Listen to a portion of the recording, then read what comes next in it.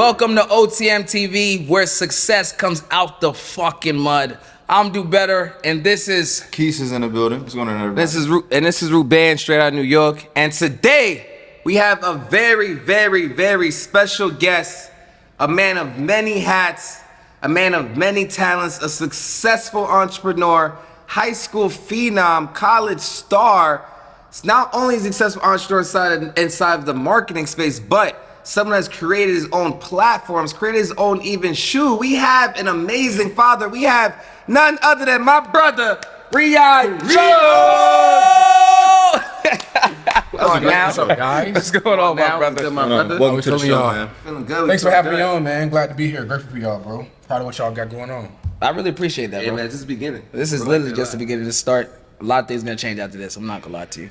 I believe Yeah, that. for sure. How you feeling today? You feeling good? Supernatural, bro. You ready to get down into it, like teach the world how they can get success from the dirt, from the soil, you know? Absolutely. I believe bet. that's where success is created at. That's where it starts at. That's a It starts fact. underground when nobody sees you. I'm not gonna lie, that's one of the realest things you said. You just got started. You ready getting it going? Let's get So to no, it. I'm gonna actually though. So I'm gonna start it like this. I was looking at Instagram the other day, and you actually made a post that I actually liked a lot. Like I actually resonated with. You made a post pretty much just saying how you think people should focus on their gift. And, you know people should just stick with that. And your caption was like, this is more so me talking to myself. But if the shoe fit, so like, what did that really mean to you? What's your gift? What are you really focusing on? Like, what did that mean? Yeah, man. So I feel that everybody has unique gifts and talents. I call it the unique ability, something that you're really good at, that everybody knows that you're good at. And over life, you can find yourself being preoccupied with things that have potential, but it's not necessarily in line with your purpose. Because it's easy to get caught up in, a vehicle that can provide finances really quickly, but purpose may take a little bit more work to get off the ground. So when somebody identifies their gift, they can't run from it. They can't be fearful of what comes with it. They just got to embrace it, because your gift makes room for you and puts you in front of great people. So when somebody embraces that, they set themselves up to have success automatically. They don't have to work and stress for success. It comes automatically when you operate in your gift, because your gift brings favor with it. And a lot of people don't understand that. Can he get Nobel Peace Prize? First of all, I'm not gonna lie, he just came out the gate wow. Like, can we get no? Like, damn, like we wasn't even gonna go there, but I have to ask. Just it came to me because not only I agree with everything you said, but I strongly believe that sometimes people can't see things that are blocking their gift. You know what I'm saying? Like, there's sometimes people just have blinders in front of them. For some reason, it's just visible to everybody but them. It's actually crazy, because I was literally just talking to Rubens about this. I feel like gift and purpose literally goes hand in hand. And I'm not gonna lie, as I'm literally watching the world right now, as I'm seeing what's going on, as I'm seeing what everyone's doing, I feel like if you don't have a sense of community, if you don't have friends that you can talk to all the time, I feel like people are starting to become depressed. Yeah. Really, I'm seeing more and more people that are getting into depression. They don't really know what they want to do in life. They could be making good money, but it just feels like there's nothing. They're not really, there's nothing more. And people don't understand how important purpose is, because until you find that, I feel like you're always going to be lost. Forever. And success is ultimately at the intersection of your gift and your purpose. And so when somebody embraces their gifts, they automatically begin to figure out and identify what purpose is, and success lies right there. That's the success where, again, there's no stress. It's given to you because you're in alignment. It's kind of like when we ask God for something, and he ships the package to us, but he ships it to a certain spot. He ships it to a certain location, and it's not until somebody gets into that location where they can receive what's already been freely given. And that's at the intersection of your gift and your purpose. That's where the gifts and the things lie. And so when you ask God for things, he gives you thoughts. He gives you thoughts on how to get the things, because thoughts are things. And so, yeah, man. And a lot of people, again, they face levels of depression because they don't know what the hell they're supposed to be doing. Facts. So they feel lost. Like they have this sense of, or they have their identities wrapped up in the thing that they do. And that's where a lot of people lose it at. Like a lot of us, or all of us we've been in the space of network marketing. And you realize as you spend time in the industry, you realize how many people wrap their identity around that in network marketing. So it's been 10 years and they've been in 6 companies because they don't feel that they have worth outside of network marketing. Facts. All of their friends are network marketers. All of the people that they talk to are in network marketing. So their life is consumed with network marketing. Their identity is consumed with network marketing. So when network marketing isn't working for them, they feel lost. Oh wow. Okay. So like, They feel lost. that's definitely powerful. But And it's not just network marketing; it's anything. Like me, I play football, and I watch it in sports. Somebody could play football their whole entire life, and they feel that they are a football player. That's just what you do, though. But it's not who you are. No, you are. okay, I actually wanted to ask you, since you talked about football, for those of you who don't know, or for those of you who do not know, Riyahd is actually, I'm not even gonna lie to you, his football resume is legendary. But you come from, for those of you guys that know my brother Riyahd Jones, he actually comes from a small, it's Georgia, y'all call it towns and cities. Cause I want to say, I'm about to say city, but I'm like, every time, bro. If it's not New York, it's just like anything. Nothing else matters. right, I just like, like I'm from Columbus, Georgia, the second largest city in it's a Georgia. city. Okay, I'm about to say town. 200,000 people in Columbus, bro. They talk about 200,000 people. 200,000 people. Y'all about to get him started with New York. But the question I want to ask is, growing up in such a small community and such a small city. So I'm he just sorry, said it was I think 200,000 it's people. small. That's not really that small. 200. I'm from New York City. how many people is in New York City? Like 8 figures. No. You People? was 8 figures. 8 figures what? 8 figures people. 19 million. 19, like, what y'all think this is? We run this shit. Like, what y'all think this is? What y'all think this is? That's like, you talking about 200,000 a lot. In my mind, I'm like, that was a lot to you? Let's not get these New York Anyways. niggas started, man. Back to us, growing up in such a small community. Compared to New York, okay, go ahead. Go ahead with your question. Growing up in such a community, growing up in a community like Columbus, what are factors that made you believe that you can rise above the means around you? Because I know for sure that you reached heights that I'm probably sure that a lot of people never dreamed of making from your city. So I was like, exactly, what gave you that like hustle to be the best? What gave you that hustle to understand that, yo, I'm meant for more. I'm meant for greatness. Yeah, man. I think it results back to just having vision. I had vision since a kid. I always knew that I wanted more than Forest Road, which was my neighborhood. I always knew I wanted more than that. But the challenge was, growing up in neighborhoods like we grew up, you don't necessarily see people that are successful. So for me, I only saw people become successful as athletes. So that's Nothing what else? No, I didn't know. There was no successful business people. There were no successful, people that worked jobs. Everybody was just getting by. So sports was the thing that I said, cool, I'm gonna put my all into this. And so Did you have any like training, special training, or going to special camps? I know a lot in the small communities, as he says, we didn't get an offer like that. We didn't get privileged to have that. So I just want to know if you had that ability. yeah, so fortunately for me, I went to one of the top high schools in the state of Georgia. It was the top high school in Columbus. Oh, wow. And we had the #1 running back in America. on my team. Wow. In America. On your team. In America. Oh, whoa. All right, that's a little vision. Vision get a little clear. We had the number 7 defensive tackle in America on my team. Did y'all lose? We ended up losing right before the state championship game. But essentially, I played wide receiver at my high school, and the wide receivers that I played with, one of them went to Florida, one of them went to Mississippi State, one of them went to UAB, and one of them went to Troy. So all the receivers that I played with went D1. And I ended up going ultimately to the University of Tennessee. But so talent in my high school, it was Insane. It was prominent. So I had to go to camps. I had You to had no choice. You go wouldn't be and able to sit. compete. I wouldn't have been able to. I didn't play that much on my high school team because there was so much talent. Oh, so you was that good? No. Were you better? You think you were better than them? I think I was, but it ain't about what I think. It's about the coach's thing. You feel what I'm saying? But at that time, I recognized that if I wanted to live out my dream and play in the SEC, I was gonna have to go get in front of the coaches at these colleges. Facts. So my mom would take me on the weekends, man, to all the camps. Shout out to my mom; she was a soldier. My dad was in Iraq working, so my mom was the one that was really footing the load of taking me up to Virginia and Kentucky and Tennessee's and Clemson's and South Carolina's, all these different everywhere. camps. Yeah, man. Going into my senior year, my mom took me to, I can't even count how many camps, and that's how I was able to get exposed and get offers and become ranked. So When did you start playing football? At what age? At 5. At 5. 5. This was your dream. Somebody bought you a little ball or No, I mean, my pops was an athlete, so my pops grew up in Detroit. So my pops was an athlete. Yeah, pops. solid. He's solid dude. That 7 mile. Pop solid. Absolute real dude. I'm talking about. Yeah, solid.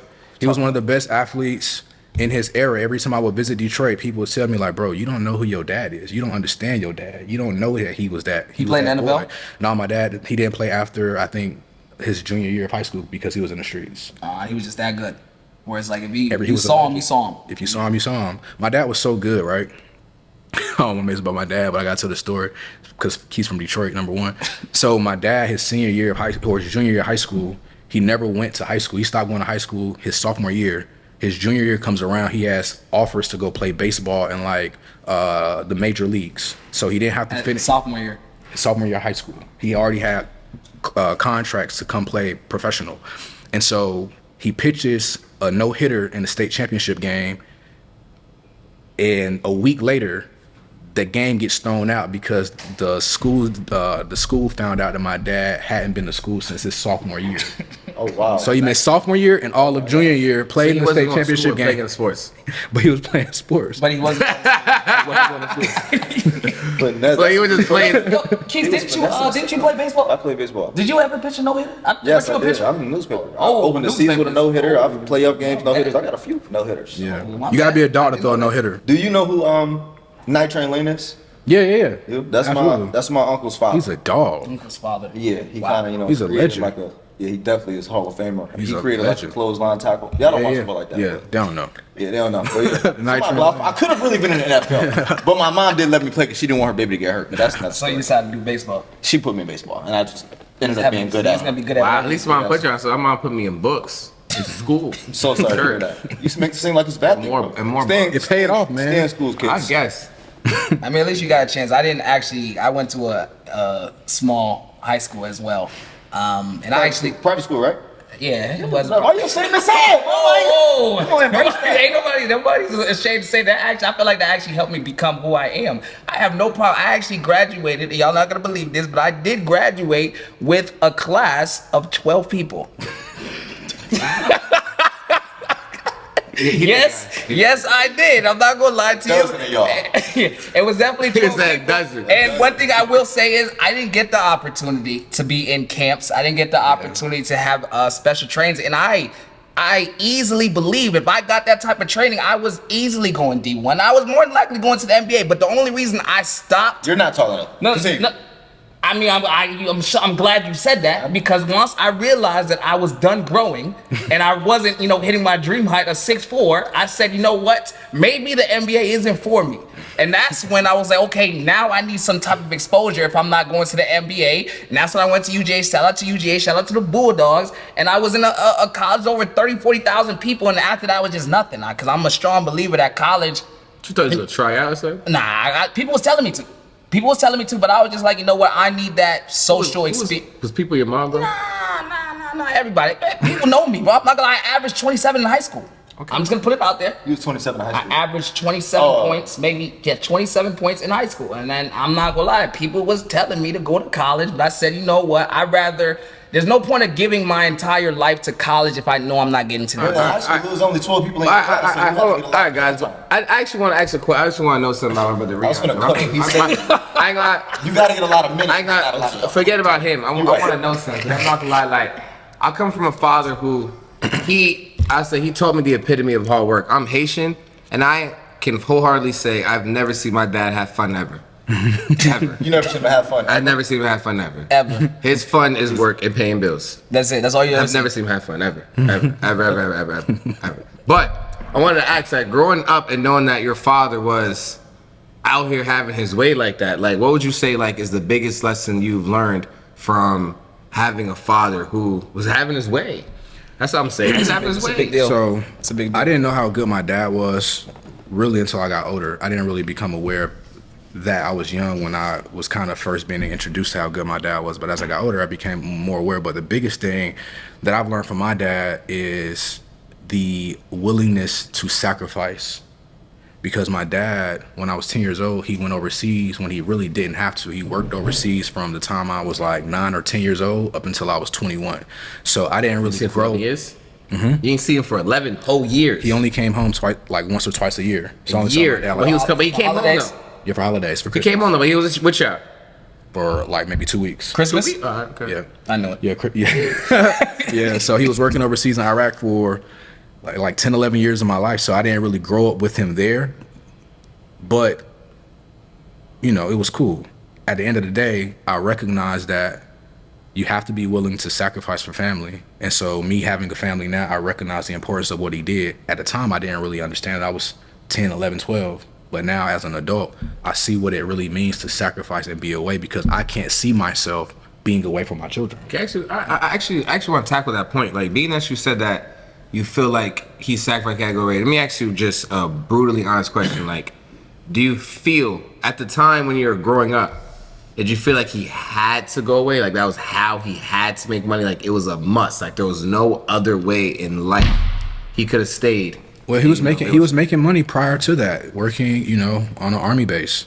But I'm 9, 10. I don't understand what's really going on in the household, so I can't necessarily speak to his, you know, him having to go away.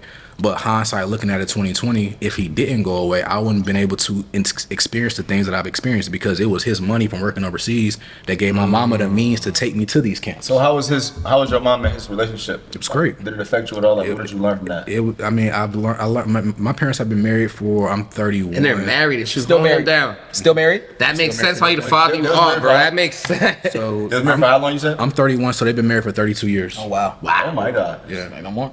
Yep. So my mom's a soldier. So don't you I'm not gonna lie, just the fact that you have, you know, that lifelong marriage of your parents, I'm not gonna lie, let me say this. In the world that we live in today, how are you able to find such a compatible wife in this day and age where marriage really just nowadays just doesn't last? It doesn't work. It's wild out here. It's like a no, it really is though. I'm being honest, like, Good question. It really is, man. And I think, man, when I tell this story, some people they hear, they're like, "Oh, damn, that's dope." But some people, they really can't believe that I could say that. So when I first met my wife, the day that I saw her was the day that I knew she would be my wife. immediately. It was love at first sight. So that's a real thing. It was love. So you tell me right now, that's a fact. It's a sheer fact. So that means you're a strong believer in that. So that means I haven't met my wife then. That's really what you're saying. That's what you got. And so What are you saying? it don't gotta be like that though. It could be something that's different. My situation was that I see her. We're at an event for IML. Okay. I'm actually doing the presentation. I was a Platinum 1000 at the time, and I see her through this glass window, and it just hit me like the glass window. She came out the glass window and No, she was sitting down in the office, and I'm looking at her through the glass window, and she was looking very normal. No makeup, hair was tied, I know that's right. just chilling. That's the ones though. That's the ones. The natural ones is the one. Like, bro, if I wake up and you're scary, bro, I don't need it. Okay, so I want to hear what's next. So you shot. So, yeah. How did you shoot? I need the to know shot? this. You 'Cause raised her up. I need to know what's about to happen. No, Go so ahead. I see her, and I tell Chad. Y'all know Chad. Yeah, also, So, oh wow. Chad was He with me, so there. Chad can validate this. The moment I see her, after we walk out of the room, I tell Chad, I said, "Bro, who's that?" He says, "Oh, that's Sydney." I said, "Well, Sydney's my wife." Oh. And he just looked at me. He just Wait, looked, I'm bro, gonna say, I take my shot. I I kid might you have to start not. saying that because I kid you not. And so Chad looked at me and laughed. And the reason why I said I was a Platinum 1000 at the time is because Chad looked at me. He said, "Bro, you only making $1,000 a month. Is she gonna be your wife when you making $10K a month?" He said- Because I had just moved to Atlanta like 2 months prior. So I was like, "Nah, bro, that's the one." And so maybe that was September. So maybe late October, we was living together. Wait, hold on. And he just went through that kind of quick. What do you? How did y'all?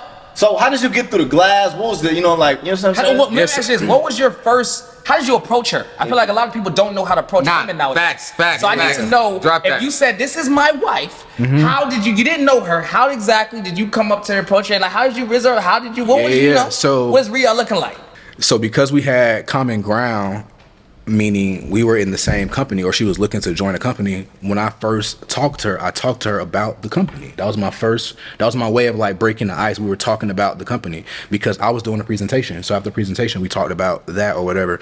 And then like maybe a week later, I see her mom at the next event. And so I tell her mom, I said, "You don't know me." Tell her mom what? Welcome But- to the What are you telling? What are you telling her mom? I said, "You don't know me, but I'm gonna marry your daughter." No, you did not. You told her mother. Oh, God. Riyahd, you're nuts. I ain't gonna lie, bro. Shoot a shoot. Talking about. That's a full court backwards. I ain't gonna lie, bro. That's not even realistic. That's bro. a shot from the bag. To validate the story. I got that is. FaceTime I might need to ask believe this, bro. I'm not gonna lie. I'm not going. But there's no way you was I'm this not buying confident, it, bro. bro. Like, you was that so confident to what her in mother? you told you that this was her? Wait, like, I need to know. Hold on. I want to clarify. So a girl that you haven't confirmed even likes you. I haven't even confirmed if she has a boyfriend. You haven't even confirmed she has a boyfriend. Nah. And I had a girlfriend. No way. Oh, What are we talking about? oh my God. We might. Are we just gonna? Are we no? And this, no. wait, hold on. This validates the legendary saying, "Don't let your girlfriend stop you from finding your wife." What? I want you to know this That's how you feel? validates it. That's how you No, feel. that's fact. This- That's how you feel. This- So Rubens, you're basically saying when you have a girlfriend. Hold on. Get me out of here. Hold on, no. You brought it in here. Get me outta here You now. said, Get me outta so here. when you have a girlfriend, don't really put all your marbles in that basket. You know, still have an open eye to see what's around. I plead the fifth. Whoa. Like I plead the fifth. I plead the fifth. Wow. Like you wasn't about to do me like that. Okay, all right, bro. So back to the story. So you met the mom and you said, you don't know me, but your daughter is my wife, right? And like, what was her response to that? She not like, who are you? And you have a girlfriend. She like laughed and kind of just shrugged it off, like, yeah, whatever, we'll see. Like she didn't take me seriously. So how did you get to the mom before you really even had a real conversation? I should even say with. Because the mom was at the next event, and so when I found out that was the mom, I went up to the mom. Oh wow! So And I was like, "Yo, So- you don't know me, but I'm gonna marry your daughter." What possessed you to do that? Like, Like, that's different. What are you looking for a wife? what you just? No. How old were you? I was 20, 23, 23. 24, maybe. Yo, actually, bro, Riyahd, keep it a beat with me, bro. That's all I know. What was it with her? Like, what is that special? Am I not seeing what I'm supposed to be seeing? Are you looking? Man, I Like you looking? You looking right now, bro? I mean, I'm You really curious with these questions, bro? I can hear the passion. 26 now, and you just. You know, All right. So I think that this is why it's very important that people become in tune with who they really are and their real identity, and they realize that you're creating God's images. You're creating God's image in His likeness, and He speaks to the spirit man in you. And so for me, he spoke. He spoke. That's your wife. That's real. I'm not gonna lie. I didn't have to question You don't it. gotta say nothing else. No, you That's, gotta say that's nothing all else. I'm looking for You now. gotta say nothing If I'm else. not spoken to, it's nothing. You gotta say nothing. But the key to be spoken to is your ears got to be open to hear. Oh. Yeah, I missed it. I was talking. He said, in order to be spoken to, your ears gotta be open to. Is that what he said? That's what he Your said. ears got to be open to hear. They got to be open to hear Okay. because our ears, they're always flooded with so much stuff, so much information, so many things, so many people, so many women. But when you get clear, How do you get clear? Like, what makes you get clear? I actually need to know that. I need to get clear. man, so it's about setting time aside and being intentional about being clear. Like once you become aware that I'm not clear, the first step to becoming clear is that awareness. I'm not clear. I don't hear clearly how I need to. And so the thing about being in relationship with God, He has to become Father. When He becomes Father, He speaks to His children, and He never stops speaking. But we have to be in a place where we want to hear. We have to be in a place where we desire to hear. And so since 23, 24 years old, that's when my faith walk really began to begin. So when she was presented to me, I was already, clear there. mentally. I was already kind of like in tune to the voice of God. So I knew immediately. Okay, I want to tie this in because I know you talked about how you were so big on sports and then we got network marketing. I just want to get like the middle ground before, like, how do we go from looking to be like one of the best cornerbacks in the world to looking to make millions of dollars in the marketing industry, in the industry where you had to like learn how to grow teams, market, present. So I would say this. How can I put this? You never want to allow one moment to stop you from a lifetime of what you really desire, a lifetime of what you really want. You never want to compromise your integrity for something temporary. The reason why I'm saying that is because, and I never really spoken about this in depth. It's actually going in a book that I'm writing. But when I was book on the way, guys. I actually just dropped the book today, by the way. It's on my Instagram. Wait, What's the book? Can you actually? Dad, Go ahead, bro. Say what book Yeah, you just dropped, bro. it's the 7 Spiritual Laws of Success. my brother Riyahd just dropped the 7 Spiritual Laws of Success on Amazon Prime, Amazon Books. Go ahead and get that. So That's big. thank you. fire. So I'm gonna get that book myself. I actually probably need that too. Talk about fun a lot. So in college, and the reason why I'm saying this is because this was one of the key factors that led me away from football into network marketing. So when I was in college, I was falsely accused of sexual assault.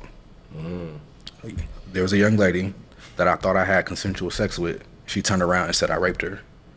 And so when she said I raped her, every opportunity that I had to continue my football career, because I was leaving Tennessee to go play at schools like Louisville or North Carolina, wherever the schools I was looking to go to, I lost all those opportunities. So I had to go back to Georgia Southern University, where I started my football career as a freshman.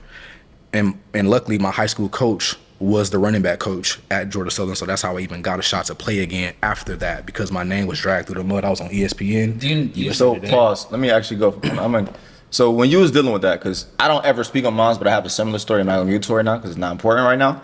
But when you was dealing with the accusation of sexual assault, like how were you mentally being one of the ones who came out on the innocent side? Because not everybody is guilty. That's a big topic. A lot of girls cry. You know, no offense to none of the ladies, but a lot of females claim that they were sexually assaulted, and it's a lot of guys who are actually innocent and are in jail for that. So with you being one of the victims who were dealing with it, although you became innocent, how did you feel mentally while you were going through the motions, especially being mainstream? Yeah, man, depressed, bro. I'm at the University of Tennessee. Like, this is a legendary school, so when it comes to the media, they know everything. And so you got a full-ride scholarship? Full-ride scholarship. Oh my God. I was a number 6 cornerback in the nation coming out of junior college. Number 6 in the nation. So how did you handle this? Nation is So crazy. yeah, man, I was depressed, bro. I never forget. So the day the story drops is the day that I'm about to sign a scholarship to go play at the University of Louisville. Let me ask you this: what do you think made her drop this story randomly? I don't know. It wasn't true. I know, but like, why? She just because she knew you was going somewhere. You knew she knew you was like about to be a star. So here's the real interesting thing to this whole situation. The young lady, God bless her heart, that was my girlfriend's roommate. Your girlfriend's roommate. So wait, hold on. You heard it. You heard it. You heard All it. right. I don't even know if I want to touch on that, but Say no more. So I think a big part of the fact that obviously it wasn't true. Guilty Then, conscience. you know, my girlfriend at the time and her were really good friends, and you know, my girlfriend, she at the time she worked the one too, and you know, and then even when I don't want to get too deep into it. dude, But I will say this though. That situation played a part in my life in so many ways out after that, the ramifications of that, because at the time I'm depressed. Like I was saying earlier, the day the story came out was the day that I was about to sign to go play at the University of Louisville. I was about to sign Oh my God. to play at another school. I was leaving Tennessee to go to Louisville for my 5th year. They're about to fax me the paperwork that morning. About 30 minutes to an hour after I get off the phone with them, I'm walking out of my lawyer's office because I had just got a lawyer for the situation, and the story breaks out. Somebody calls me and say, "Bro, what you done so did?" this is planned. She knew you were signing. No, it wasn't planned, man. No, just random. It's just the timing. I didn't even know I was about to sign. So it was the timing of everything. But anyway, long story short, bro, when I got picked up by the Detroit Lions, they weren't aware of that situation. So you officially got drafted. No, I was picked up in free agency. Okay. So when they became aware of that was on my name, they clipped me because the Lions are owned by a female. So they was like, yeah, we can't have this. It's not like this dude was first round or something like that. And so then the Ravens called. The Ravens was bringing me into mini camp, but then they found out about it, and they just had the thing with Ray Rice happening, where Ray Rice beat the girl up in the elevator or something like that. That was around that same time. And so I'm looking at the situation. I'm like, man, I can continue to fight and try to like make it in the league, or I can just go do something else and make 20 grand, 30 grand a month, 40 grand a month. I knew it's possible. I just didn't know what that was going to be. And it was never marketing. How long did? So did that, after that situation with whoever the young lady was, did this affect how you moved forward, being a young guy in the streets with females in general? Is this why you wanted to find your wife at the age? Oh of wow, 20? yeah. Did this happen before? This happened before, right? Yeah, this was in 2000. Like, did that play a role into how you changed? Like, why did you find your wife at 23? Man, I think so it did play a role in my life. I don't think in that regard, but it played a role in my life because it was something that I held internally that gave me internal shame about who I was. And when you carry internal shame about who you are, it naturally bleeds in your ability to do certain things because you feel like, man, what if they... I remember when I first got in network marketing, I first started having success, I didn't tell people that I played football because I knew that they would Google me. No identity. And they would Google me and see that. And I'm like, dang, I really don't want people to know that. So it took me a long time to even get to a place where I was willing to tell people that. So you feel what what I'm saying? changed? What made you get to a place where you was comfortable enough to broadcast the story? Because I'm quick to do that. So like, what was the barrier for you? The quickest. I do not mind broadcasting the story. So for me, man, it just took me, again, it goes back to the identity thing, because that time, I'm sure you can imagine, when you don't have nothing, you just lean on God. Yes. And so that was that moment. It was 2 moments in college that made me depend on God and made me like start to really understand that God was real. I went to church as a kid and all that kind of stuff, but it's not until you have real experiences and real encounters where you know that, oh wow, he's not just a name. He's actually a living, breathing being that's real. And so the first situation was in 2013 where I tore my leg up at practice. I thought I had a cramp.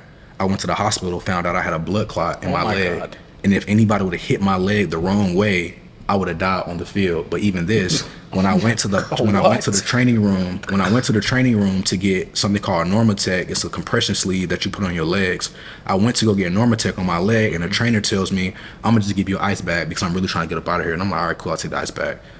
The next day, we go to the hospital because my leg has swollen up even more. We go to the hospital, and they do the MRIs and all the tests, and the Indian doctor comes out of the back, and he says, in this Indian accent, he says, son, you're very lucky, you're very blessed. I said, what do you mean? He said, you have a blood clot in your leg, and if the trainer would have put the compression sleeve on your leg last night, it would have squeezed the blood clot, you would have died on the table immediately. Died on the table. Oh my God. That is crazy. Died on the table. And so from that, he tried to prescribe me blood thinner pills, which would have made me be out for a full year. I wouldn't have been able to play, run, like do any football related incidents for a full year. So nothing football related for a full year. And I look at him square in his eye. I said, man, ain't no way I got a blood clot in my leg. Like, it's impossible. It's impossible. How? And and this was so crazy. He has the scans on the screen, and you can clearly see that it's a blood clot in my leg. And so I came up with this whole scenario on why it was a blood clot in my leg. And so, but this belief, this faith that I had, made me not want to take these pills. And the coaches, the trainers, everybody looking at me like I'm crazy. They even called my mom. My mom drove from Columbus to Tennessee to try to talk me. So you were supposed to take it, but you just said, nah, fuck I'm that. not taking it because they would have had me out for a full year. I'm like, bro, I came here to play. Before this happened, bro. What are you talking about? Starting before this happened. You're starting. Oh, you started cooking in already. Tennessee? In Tennessee? You're It's at starting. University of Tennessee. I'm starting. I just came from JUCO. I get to Tennessee. I'm starting. No, you just came from- JUCO to starting. I actually gotta say, yo, congratulations on that, because Thank that you, is bro. not Yeah, an easy yeah. thing. JUCO to starting in the University of Tennessee is literally insane. Yeah, Any so- university. Any. And you just said it. So and so the doctor tells me, like, you're gonna be out for a full year. So I'm like, I'm not gonna take the pills. And so, bullshit you not. About a month later, I'm walking at first while I'm telling them all this stuff. I'm in a wheelchair. I'm in a wheelchair for like 10 days. I can't even stand up to pee on my own. But I'm telling everybody I'm coming back. Like, I'm telling the coaches I'm coming back, but it's people that have to literally hold me up to pee. Like, it was so bad. I used to have them, big ass Arizona jugs.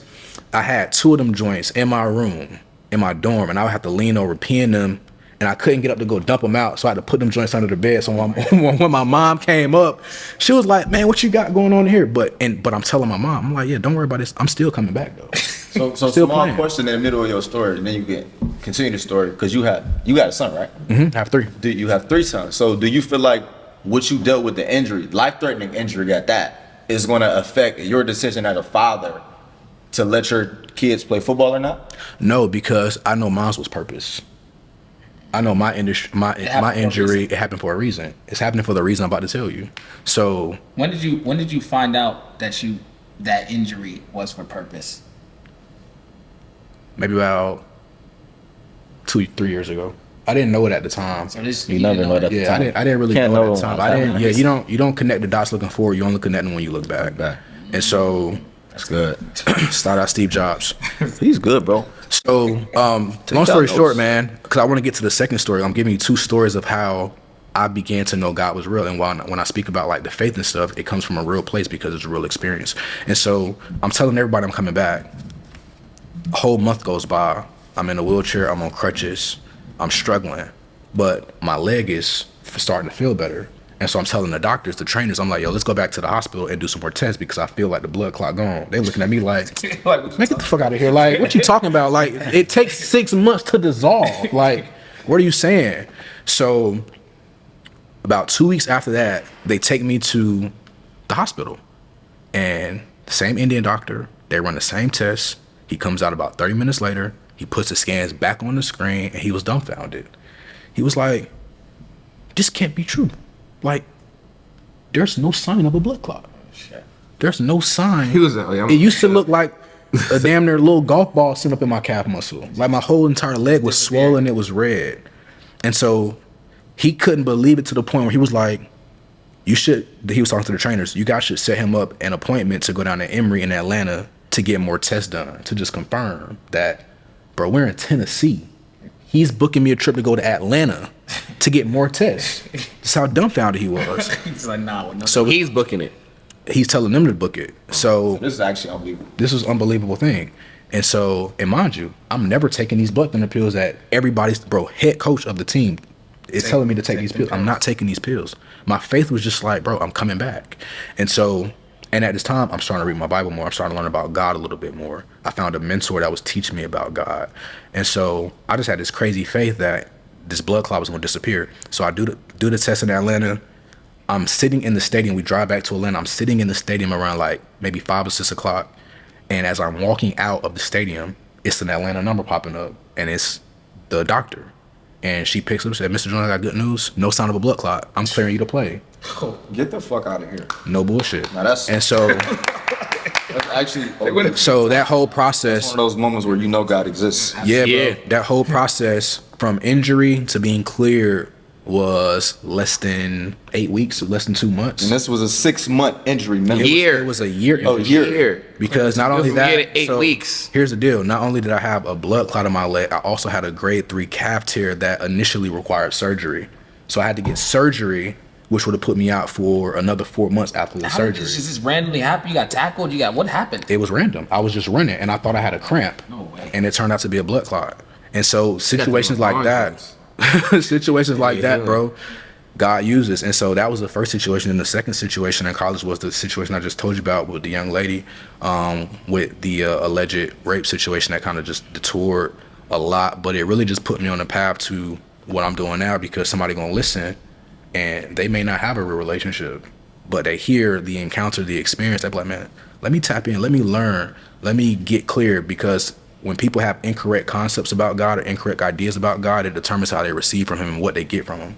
And so when I hear people like me that's real, transparent, genuine, they concepts, they impressions, they thought processes about the Father changes. And I like how I really like your complete perspective on that, because some people that will happen to them, and it's either go one or two ways. You can either continue going on, or you can literally get depressed and start to actually hate God. Actually, Absolutely. They're just like, why did you do this to me? And that be some of the number one reasons where it actually, people don't understand that, all these terrible things or bad things that happen to you. Because I'm not gonna lie, I feel like we've all gotten put in the mud to get out the mud. Absolutely. And people don't understand that is really what happens to what he was saying earlier. It helps you find your purpose, helps you find your gift. And without that, it's really hard to find. And let me ask you this: do you think something crazy has to happen to you for you to find your purpose, for you to find your gift? Like, because I feel like a lot of people have trouble finding it. Yeah. I think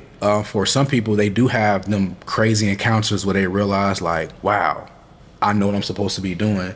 But for some people, man, it's about just it's about becoming aware of the idea that I don't know my purpose and I want to know it. And then you start auditing your life and you start saying, what do people come to me for? What do people like about me? When people get around me, what gives them joy? How do I add value to people without trying?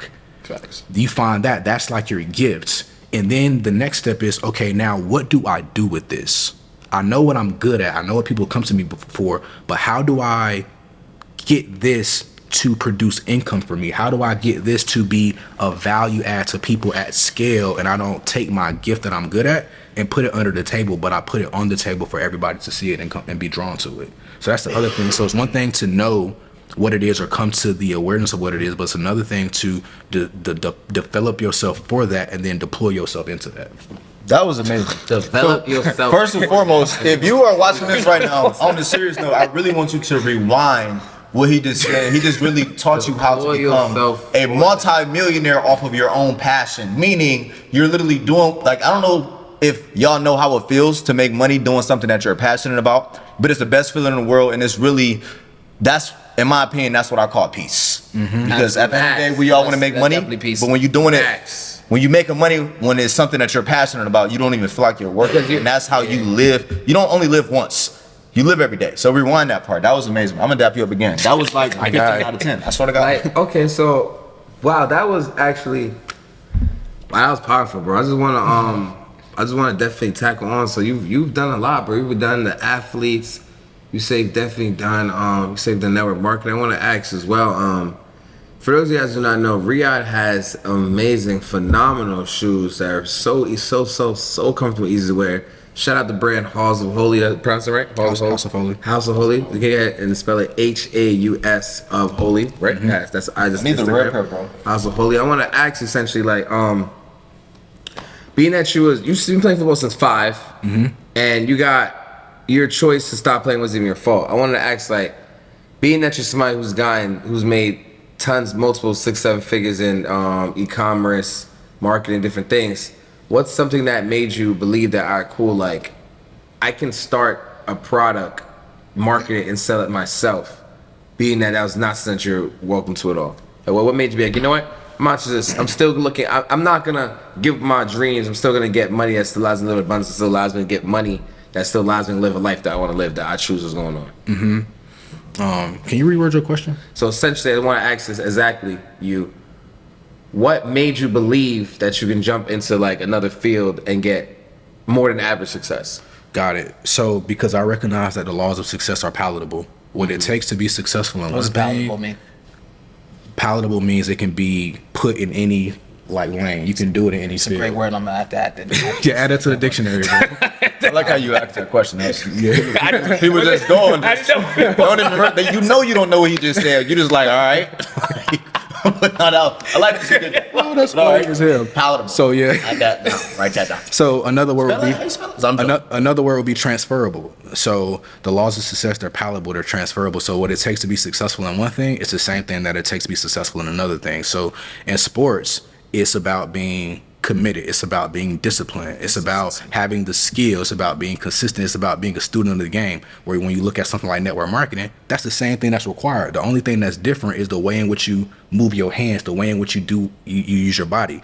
But the concept, the mentality part is the same. But it's not only just does it transfer from network marketing or from sports to network marketing. It transfers from network marketing to having your own brand, your own company, your own community. It's all the same. Like, the things that it takes to be successful in anything, it's the same thing across the board. You just got to figure out like the method that's necessary to win in that department. First and foremost, I really do love your brand personally. I wear your shoes almost every day. I actually work out in them. A lot of people, it does not matter where I am, they ask me like, what are those? Like, where did you get that from? I send your page out all of the time. I actually, my little cousins got them. It's, it's doing very well. And I feel like, I watched your launch when I first came to Atlanta with the guys. Shout out to y'all. And your launch was just so smooth and it was so natural and it just feels so. For those of you guys who not know, launch is kind of like marketing schemes. Like launch is like more so like the way you get it off the ground. Yeah. Right. So, for people with brands, clothing brands or shoe brands or whatever the case may be, what would be your advice for somebody to like get the ball rolling as good as you did or as successful as you did, to have an explosive opening how you did? Got it. So a brand new person, you're gonna have one or two things. You're either gonna have a lot of time or you're gonna have a lot of money. And a lot of money is relative to who you are. So let's say somebody has time, but they don't necessarily have the money.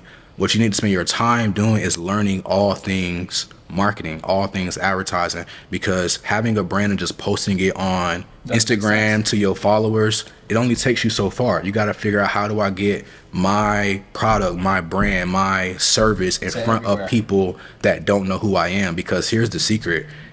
It doesn't matter what your product is. There's somebody out there that wants it. They just don't know you got it. So you got to put your thing in front of them. And if your Instagram reach is limited, which they're limiting everybody these days, you got to figure out, how do I get this in front of the masses? So if you got time, you sit down and you learn marketing, you learn Facebook ads, you learn email marketing, because you got the time, you don't got the money. If you got the money, then you hire somebody to do it. What do you feel like is your best way of reaching out to that audience? Facebook ads, because again, you can create organic content and hope that one does numbers viral. But it's very rare. I still haven't had a post go viral. But the majority of my success from Holy, it comes from me knowing how to get my brand in front of customers and getting their contact on the email list. And then I'm sending out emails, I'm converting them through email, versus me just posting all the time about my brand. Because to be honest, the people that follow you, they don't really care. They're just glad that you got something that's dope, but a lot of them not gonna buy. I tell people all the time that when they're looking to start a business, the number one thing I say is, do not look for your friends to support you. Like, friends are literally only going to support you the second that they understand strangers support you.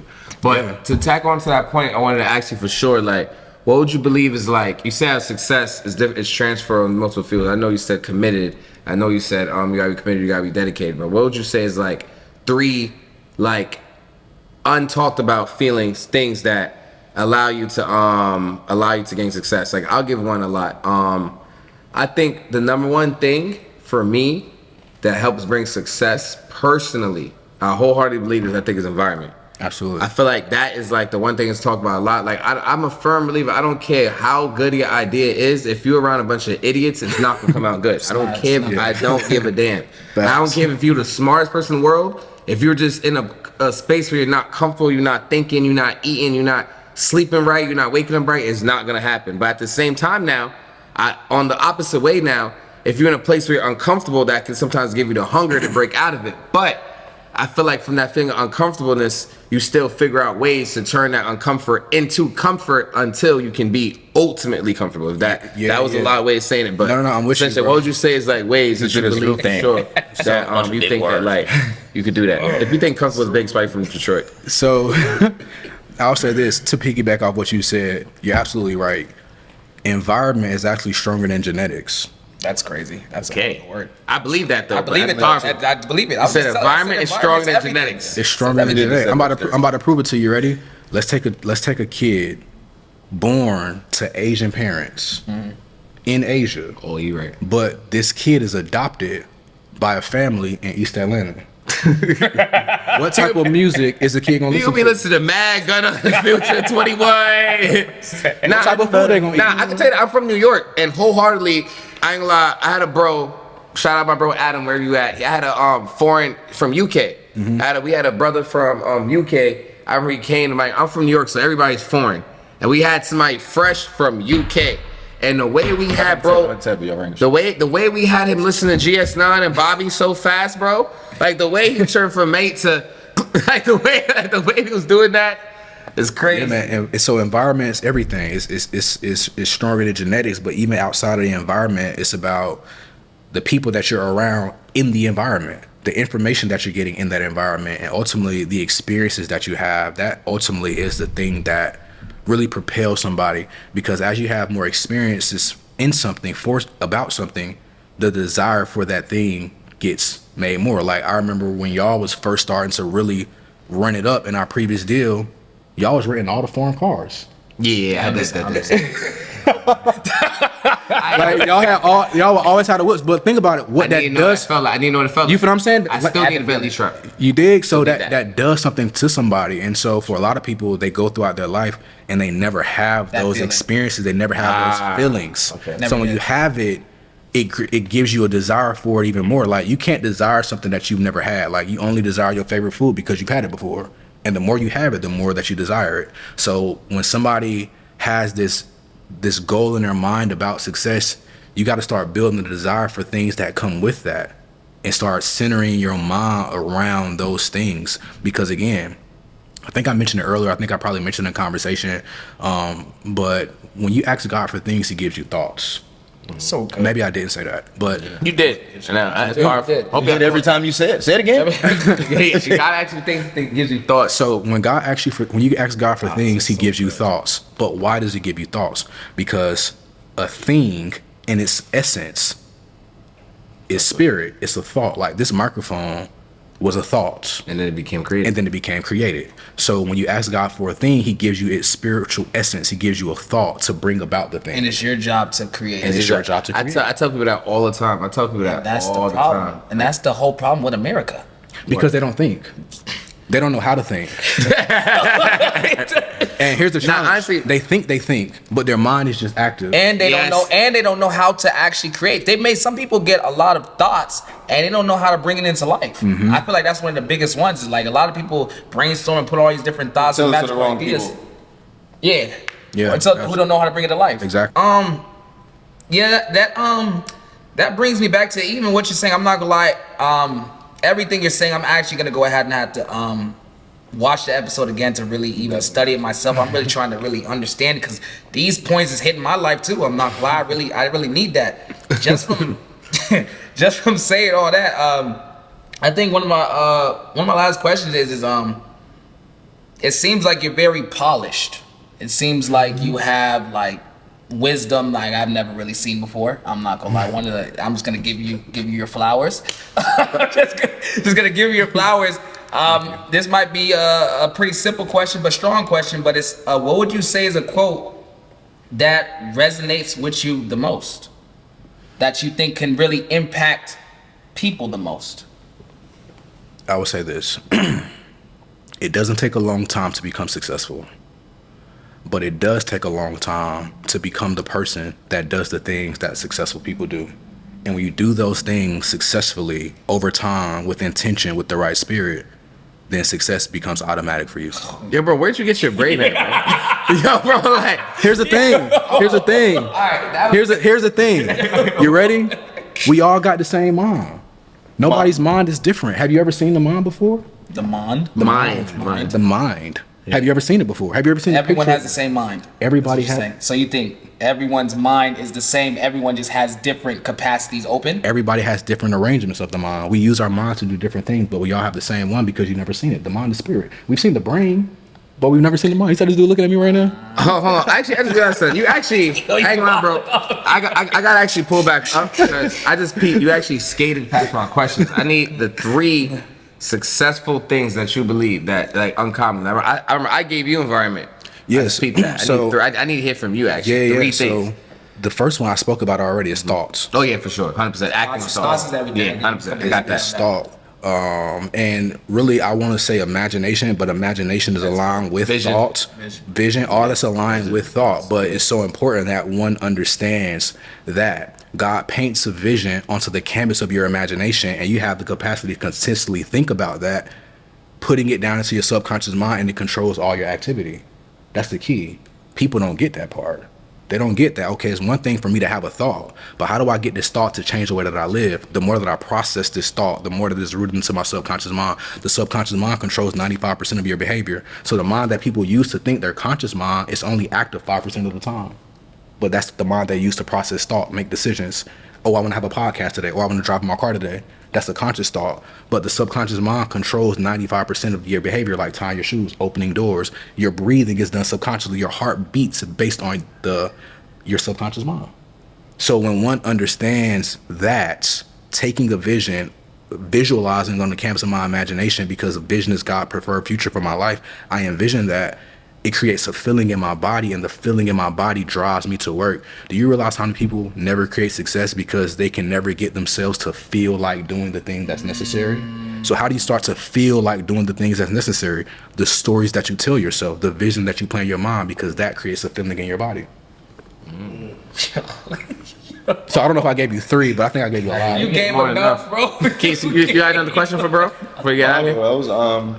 That was amazing, bro. Okay. My question is what's next for Riyahd? Wait, Jones? before you go, what's next? We can actually close with that. I wanna definitely say this is something else that personally that I think that Riyahd is amazing at.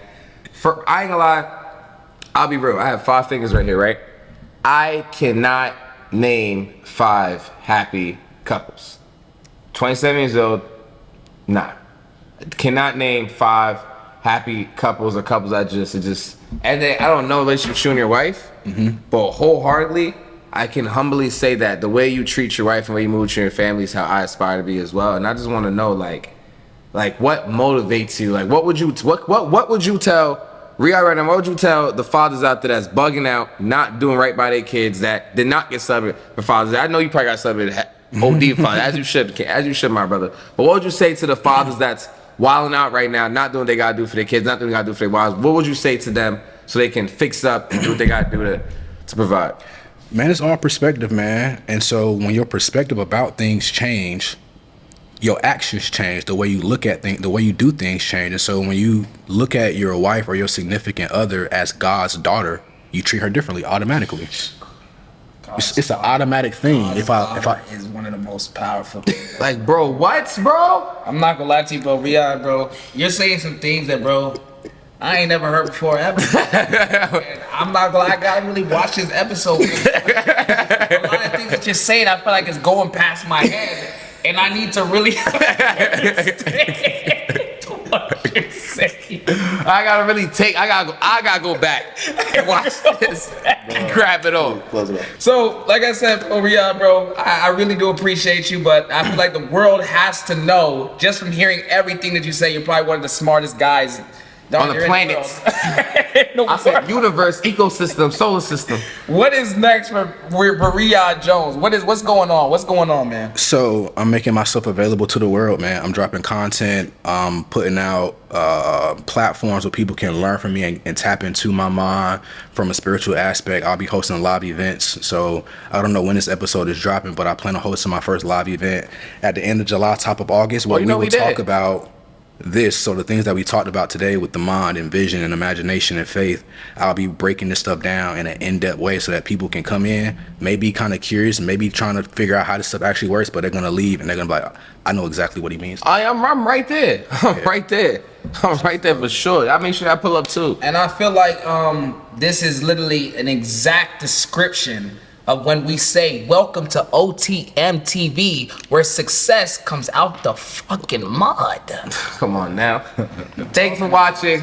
For those of you guys who do not know, again, my brother Riyahd Jones. You want to say anything to the camera for you leave? Thank you for your time. I love you. What's your Instagram? Riyahd Jones. You can follow me at my name, Riyahd Jones. I'm sure it's going to be down here somewhere, but RIYAHD. And for sure, tap into my brother as he has some of those fire sneakers for everybody out here who needs some cool shoes. Just go ahead and put on. For everybody that needs wisdom, everybody needs guidance, tap into my brother Riyahd Jones right on Instagram. Now tune into OTM TV, where success comes out the fucking mud. You heard? That's good.